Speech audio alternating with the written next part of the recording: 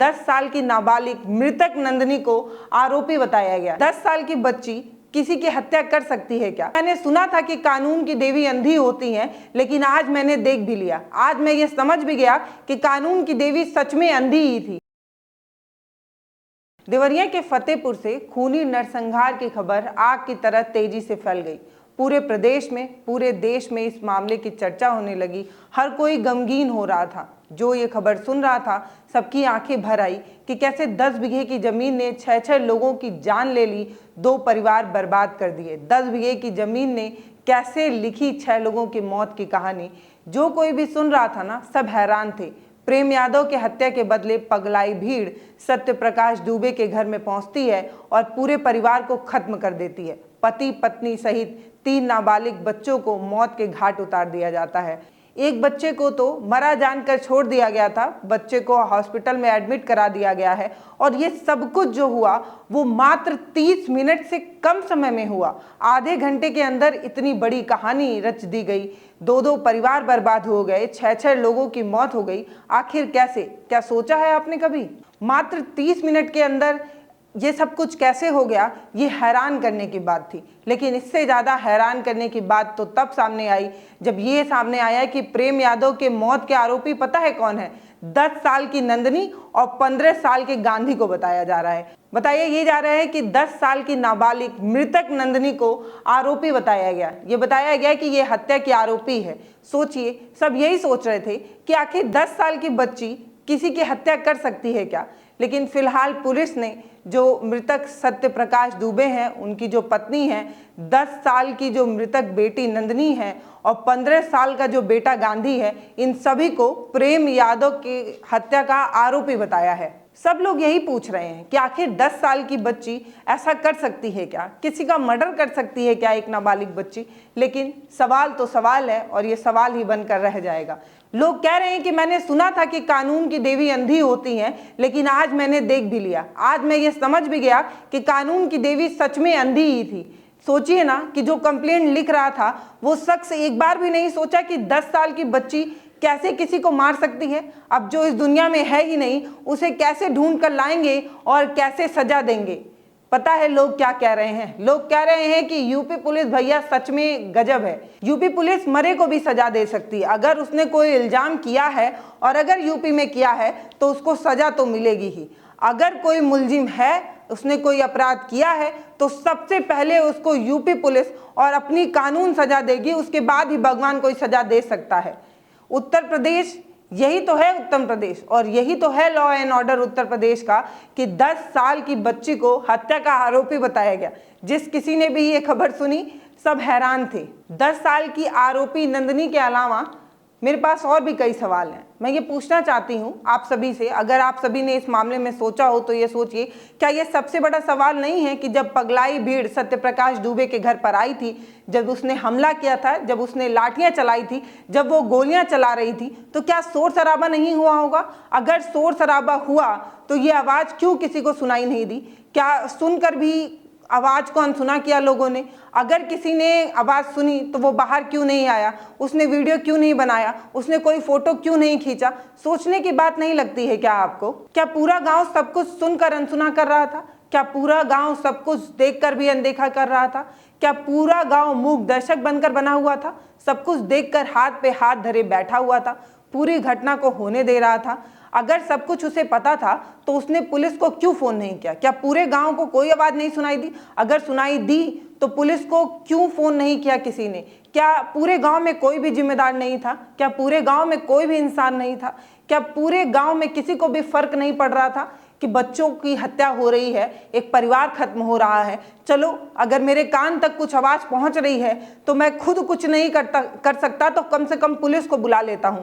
ये सब कुछ जानकर भी चुप रहने वाले लोग क्या दोषी नहीं है? कहते हैं कि आपने चोरी की हो या ना की हो, लेकिन आपने चोर का साथ दिया हो तो भी आप अपराधी माने जाते हैं। आपने चोरी ना की हो लेकिन आप चोर के काम में सपोर्ट कर रहे थे तो भी आप चुप थे। तो क्या पूरे गांव के लोग दोषी नहीं है? क्या पूरे गांव के लोग, जिन जिन लोगों ने भी शोर शराबा सुना, उन्होंने अपने आंखों पर पट्टी बांधी और कान में कड़वा तेल डालकर हिंसा का साथ देते नहीं रह गए? क्या पूरे गांव के लोग जिम्मेदार नहीं हैं? जिन लोगों ने भी हिंसा को देखा और चुप रहे, उन्हें गुनहगार ना माना जाए? मेरा एक सवाल और भी है, क्या प्रेम यादव की जब हत्या हुई तो क्या उसको किसी ने भी नहीं देखा? क्या किसी ने भी नहीं देखा? किसी को भी नहीं सुनाई दिया? अगर किसी ने देखा तो उसने पुलिस को क्यों नहीं बुलाया? उसने पुलिस को क्यों नहीं बताया? अगर उसने पुलिस को बताया तो आज वो कहाँ है? वो आदमी अब सामने क्यों नहीं आ रहा? वो पुलिस को अब क्यों नहीं मिल रहा? और अगर नहीं देखा तो क्यों नहीं देखा? एक हत्या के बदले 5-5 हत्याएं उसी गांव में हो जाती हैं। हम कहते हैं कि गांव के माहौल में बगल के घर में क्या हो रहा है, दूर गांव के आखिरी घर में क्या हो रहा है, ये पूरे गांव को पता होता है। गांव का कल्चर ही ऐसा होता है। लेकिन इस गांव में इतना कुछ हो गया, लेकिन किसी को कानो कान खबर नहीं लगी। पूरी घटना होती रही, गांव वाले को कुछ दिखाई, कुछ सुनाई नहीं दिया। आखिर क्यों? इस पूरी घटना के बाद गांव का माहौल ठीक नहीं है। गांव के लोग डरे और सहमे हुए हैं, इसीलिए पूरे गांव को छावनी में तब्दील किया जा चुका है।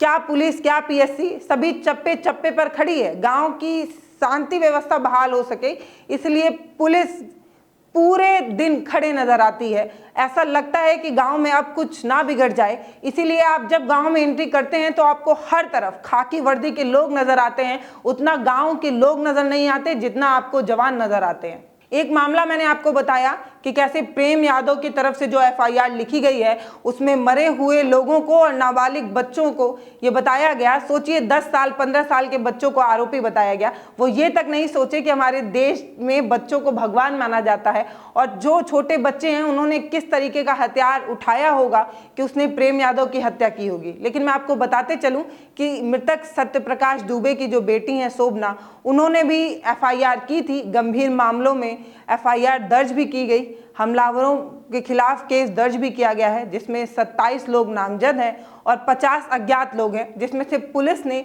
20 लोगों को गिरफ्तार भी कर लिया है और 7 लोग अभी फरार हैं जिनको ढूंढा जा रहा है। पुलिस पूछताछ कर रही है और मामले में काफ़ी गंभीर नज़र आ रही है।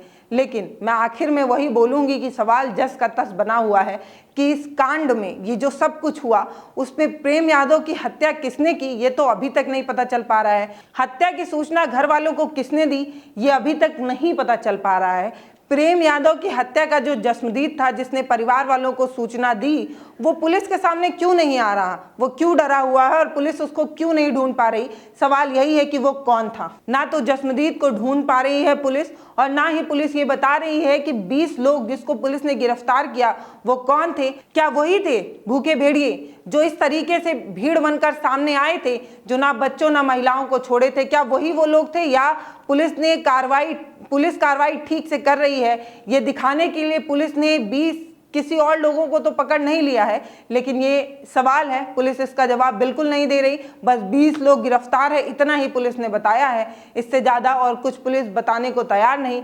पुलिस लोगों को गिरफ्तार कर रही है, उनसे पूछताछ कर रही है, कार्रवाई ठीक चल रही है, ये बताने का नाटक भी कर रही है। नाटक मैं इसलिए कह रही हूँ क्योंकि सत्यप्रकाश दुबे की एकलौती बेटी जो बची हैं, उन्होंने बताया कि ये मामला तो 2014 से चल रहा था। हमने मुख्यमंत्री पोर्टल पर न जाने कितनी बार शिकायत दर्ज कराई थी, प्रार्थना पत्र दिया था, न जाने कितने अधिकारियों से भी अपनी परेशानी बताई थी। उन्होंने ये तक बताया कि 2 तारीख को जिस दिन ये पूरी घटना हुई, उस दिन मैंने 112 नंबर पर कई बार कॉल किया, कोई कॉल तक रिसीव नहीं किया था। इस मामले में प्रशासन किस तरीके से लापरवाही किया है ये खुद वो बता रही हैं। वो बता रही हैं कि अगर पुलिस, शोभना खुद बता रही हैं कि अगर पुलिस ठीक समय पर आती तो शायद ऐसा ना होता। इस पूरी घटना के लिए सिर्फ और सिर्फ पुलिस जिम्मेदार है। पुलिस अगर ठीक समय पर आती तो आज मेरा परिवार बचा होता, ये शोभना का कहना है। लेकिन अब जब प्रशासन की लापरवाही सामने आ ही गई है तो कार्रवाई दिखाना है। 15 लोगों को निलंबित किया जा चुका है। मामले की गंभीरता को समझते हुए कुल 15 प्रशासनिक लोगों को निलंबन पत्र थमा दिया गया है, जिसमें बड़े बड़े लोग भी शामिल हैं, एसडीएम, सीओ, तहसीलदार। बताया जा रहा है टोटल 15 लोगों को निलंबन दिया गया है, निलंबन पत्र थमाया गया है, जिसमें एसडीएम है, सीओ है, तहसीलदार हैं और कोतवाली समेत 12 लोगों को निलंबन पत्र जो है वो थमा दिया गया है। लेकिन दोस्तों, कहना ये है कि अब पछताए क्या हो जब चिड़िया चुग गई खेत। जब सब कुछ हो गया तब प्रशासन की लापरवाही भी सामने आ रही है और ये भी बताया जा रहा है कि अगर ये 15 लोग ठीक से काम करते तो आज 6 लोगों जिंदा होते और 2 परिवार बर्बाद ना हुआ होता। इस मामले में आगे और कुछ क्या होगा, पुलिस और प्रशासन किस तरीके की कार्रवाई करेगी, क्या कुछ होगा, ये मैं आपको बताने की कोशिश करूंगी। हर संभव हर चीज़ पर अपडेट करने की कोशिश करूंगी। इसीलिए चैनल को सब्सक्राइब कर लें और अगर फेसबुक पर देख रहे हैं तो फॉलो कर लें। अपना खूब ख्याल रखें। नमस्ते।